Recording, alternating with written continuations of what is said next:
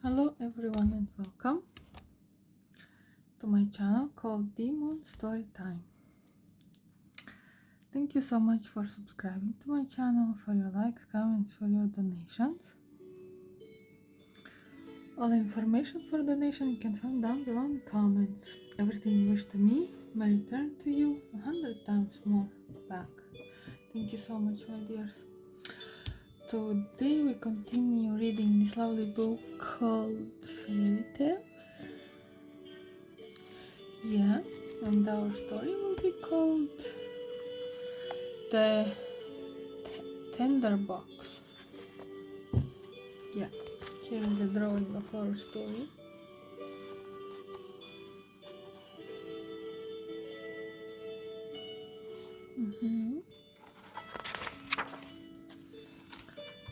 There was once a leaf trembling on a twig, the twig on a branch, the branch on a tree, the tree by a road, and under the tree a big fat witch in an apron. Along the road came a soldier, as thin and sharp-nosed as the bayonet on his rifle.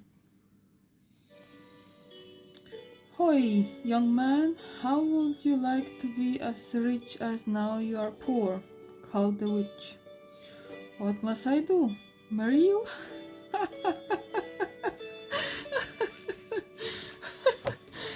Oh god, that's epic. The worst. Yeah. How would you like to be as rich as now you are poor? Said the soldier. His mother had warned him not to speak to stranger woman. Oh yeah, good woman. And this was as strange as any he had ever met. I'm sorry. This tree is hollow, but it's thin too, and I'm fat, said the witch. Now you're as thin as a hair. I would treat you through the eye of a needle and mend my socks. Nice conversation you got there. Oh my god. So climb down the tree and fetch me something from the cavern below. Why? What's down there that you want so badly? Asked the soldier, whose name was Tommy. I want a tinderbox that lies in the third room. Bring me that and you can help yourself to anything else you find down there. Here, tie this rope round your waist and I'll lower you down. Take my apron too.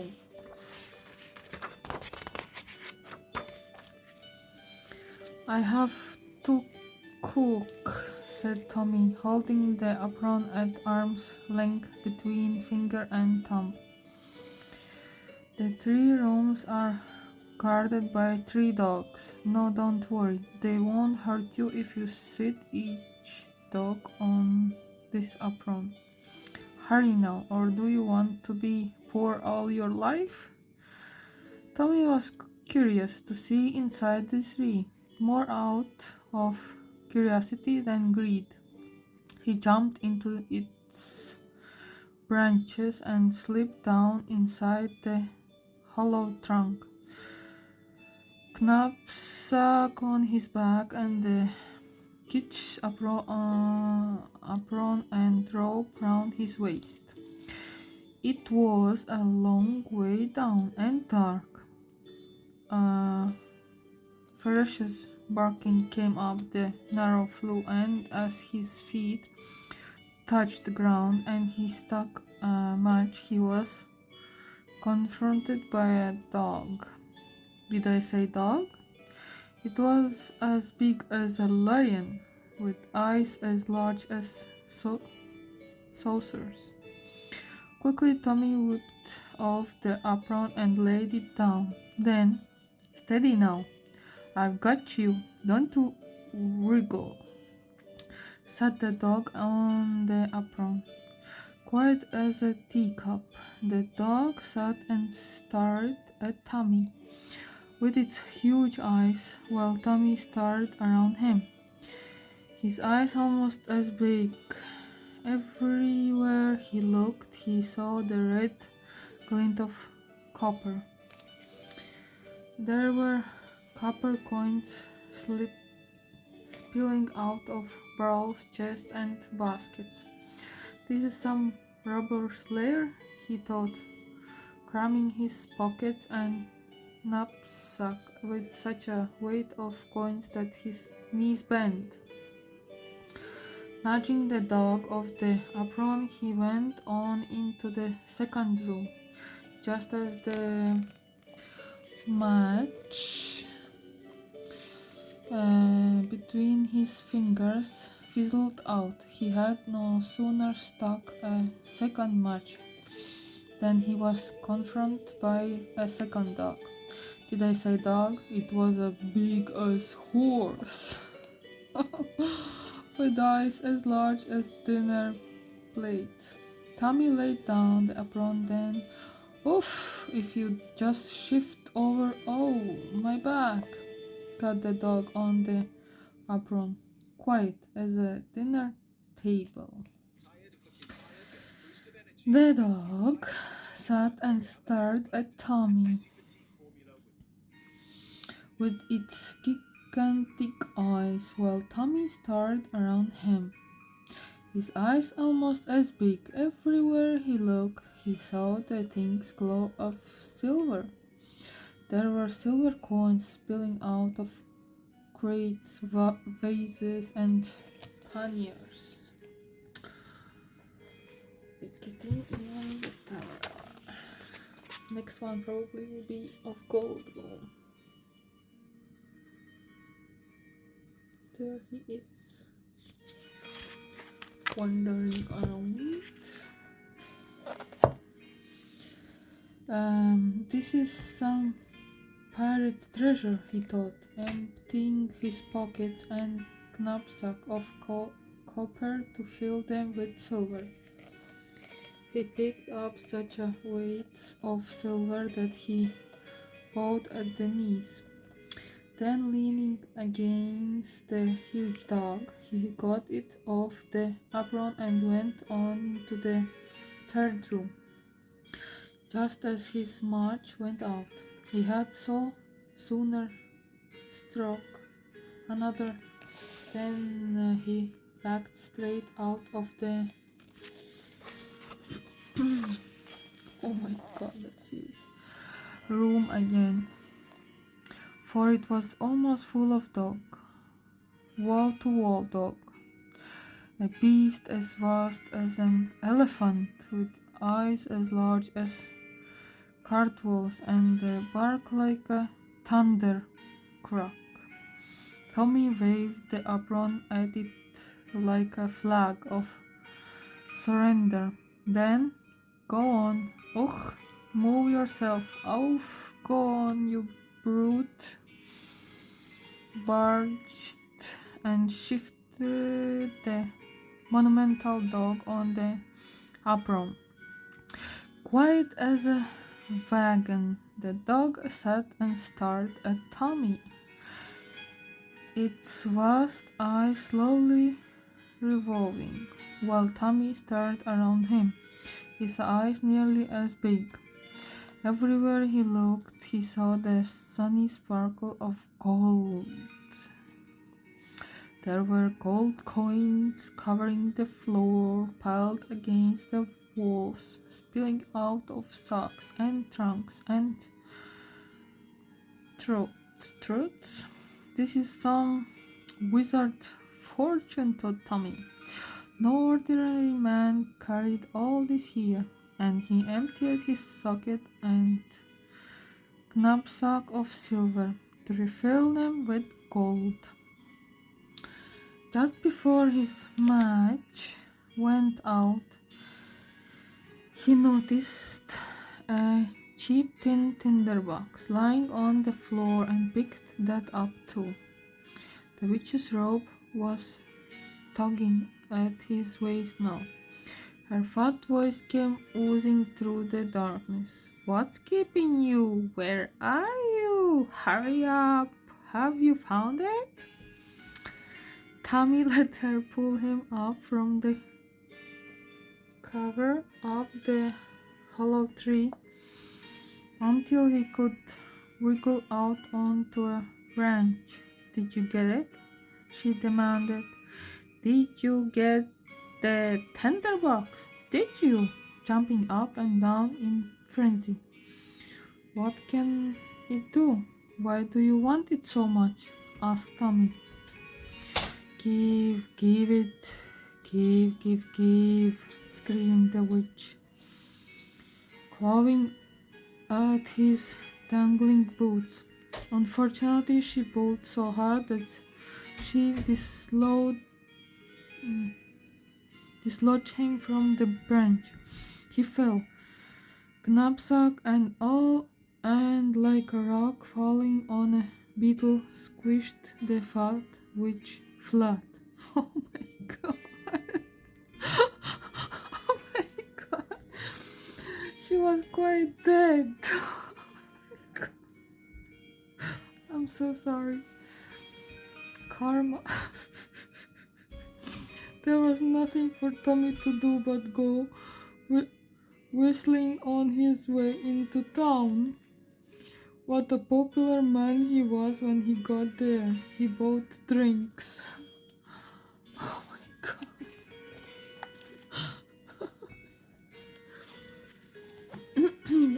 Here's the I think it's a bigger dog and Tommy.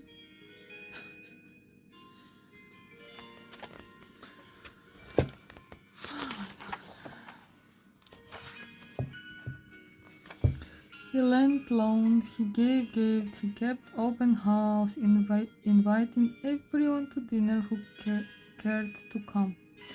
He bought the most fashionable clothes, saw the most fashionable plays, betted on the prettiest horses at the racetrack. In no time at all, they had 1,000 dear friends who loved him like a brother. What can money do?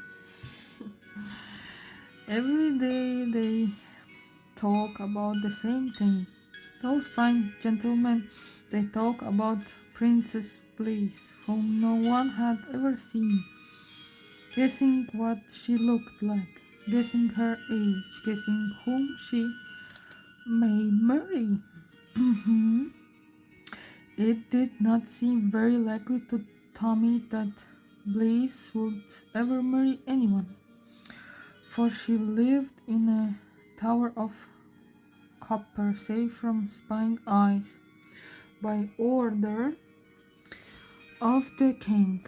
What I'd give to see that princess, said Tommy. But then all his dear friends said the same, and then the money ran out in no time. Tommy's stomach was as empty as his knackpack.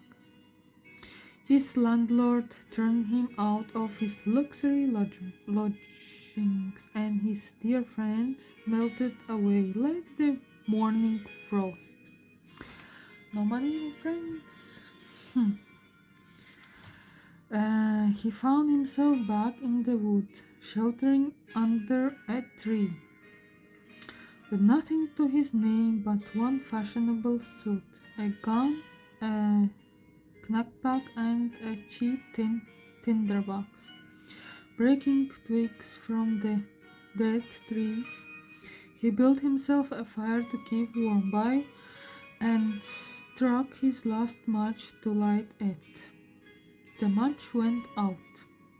Now the right and proper purpose of the tinderbox is to strike sparks and light fires. So that's what Tommy did. At least that is what he started to do. No sooner did he strike a spark than thought the wood came bounding and barking the dog from the cavern, its eyes as large as saucers. Saucers. What a wand, master! What a wand! It barked. Wow.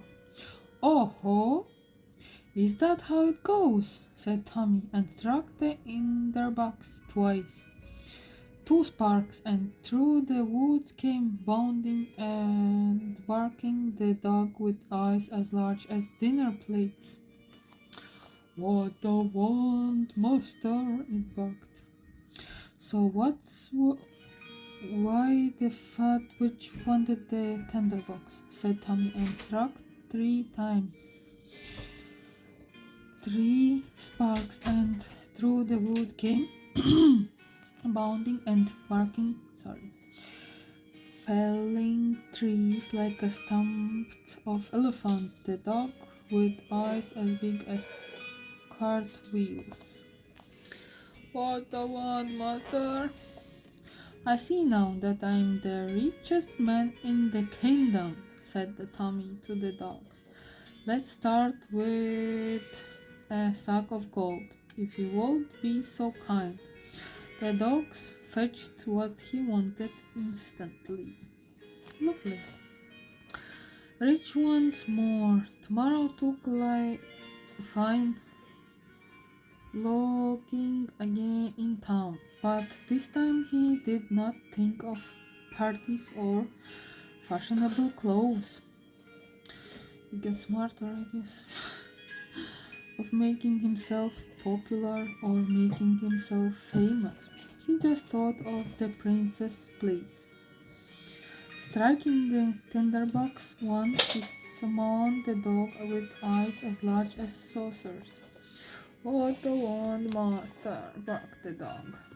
I wish to see the princess from the copper tower, said Tommy. Is that possible? I guess that's the copper tower. Let me show you the drawing. Here it is. Nicely. Oh my god. We found a 100 house with crosses on the door, said the sergeant. Oh no, that's the wrong page, sorry. I say what's that? Away went the dog, as fast as thought, and back it came. Stretched out along its back, sound asleep and dreaming, lay the Princess Blaze. Her coppery hair hanging down. Tommy stared and stared. She was so beautiful that they could not help but kiss her. Naughty Tommy. Then, ashamed of himself, he told the dog to carry her safely back to bed before she woke. What the heck? I had the strangest dream last night, said Princess Blaze to her parents. I dreamed a dog went with eyes as big as saucers carried me down to the town. And there a soldier with eyes like stars kissed me. And she sighed as if to say, sweet dreams. How nice, dear, said the queen, but her fist tightened on her teaspoon and her teeth ground on her toast. I don't care for such dreams, she told the king later. Let's set a maid to keep watch over our dear darling daughter. Here is the dog actually carrying the princess. Yeah. All day, Tommy could think of nothing but the princess. Next night, he struck the tinderbox and asked the dog with eyes as large as saucers to fetch the princess to him again. noted Tommy. Away went the dog as fast as thought, and home it came, the sleeping princess on its back. This time Tommy gave her 2 kisses. Oh my god. I stared till his eyes felt as big as dinner plates. little, little did he knew that a maid had been keeping watch over the lovely princess. What a fright that dog had given her. But she was a brave girl, and when the dog carried the princess away through the open window, she hitched up her nightdress and ran after it all the way to town, seeing the house to which the dog ran. The maid said to herself, "All these houses look the same. How will the king's soldiers find this one in the morning and arrest this wild kidnapper?" Clever girl that she was, she took out a piece of chalk and drew a cross on Tommy's door. Later that night, Tommy sighted one more sight and told the dog to carry his beloved princess back to her bed.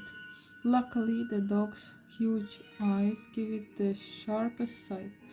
As it looked to left and right, it saw the chalk cross on the door. And just as if that dog had gone to school all its life and learned the alphabet of 2 eggs, it took out a piece of chalk and drew crosses on every other door in the street, every other door in the town. Such a clever dog. The king's troopers came back from town, gloom and empty-handed. "Well, did you arrest him?" demanded the king. "Did you find the house with the cross on the door?"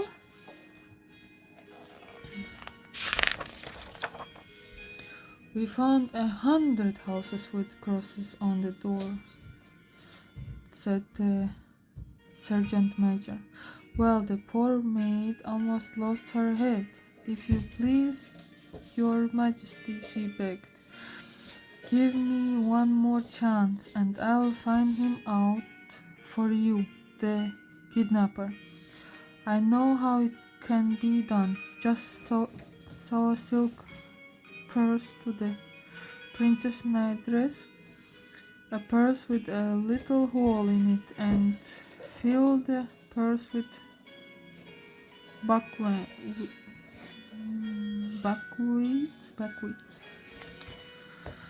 When on the 3rd night Tommy sent his dog to fetch the sleeping princess from her bed, no one followed his bounding dog to town. There was no need. The buckwheat tricked grain by golden grain down from the silk purse and left a trail of the moonlight ground. Thought Tommy took from the princess no more than 3 kisses, of course, and thought he soon returned her unharmed to her bed. The royal guard came pounding on his door at dawn and dragged him away to prison in his nightshirt. "He shall hang in the morning," vowed the king.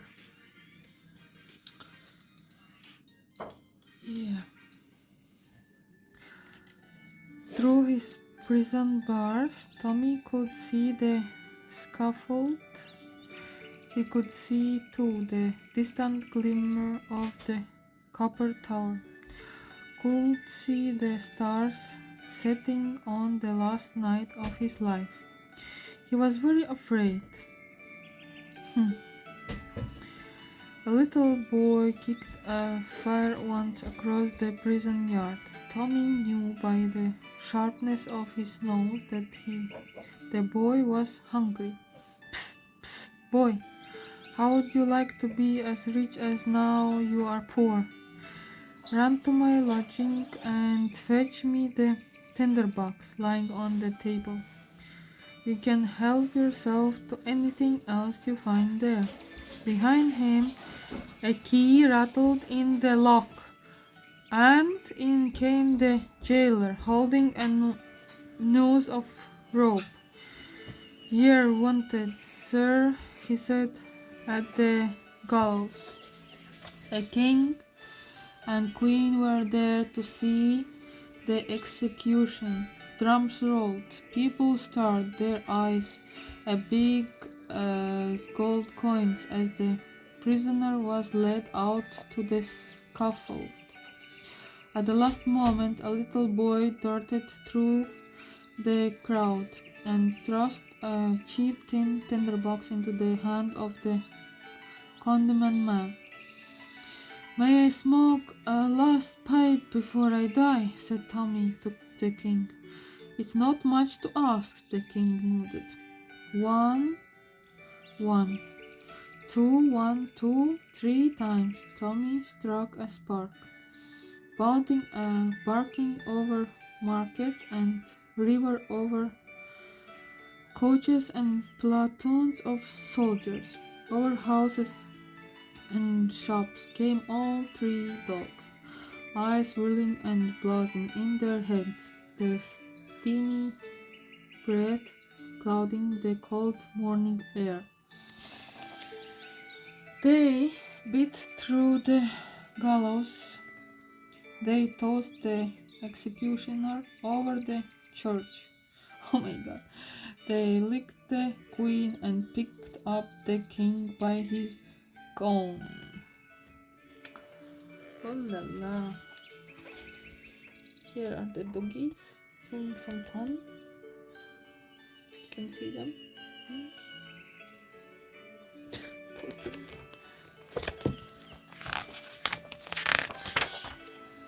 And if Tommy had been a worse-tempered man who knew that his dogs may have done at his command, you have no idea how popular Tommy became all of a sudden.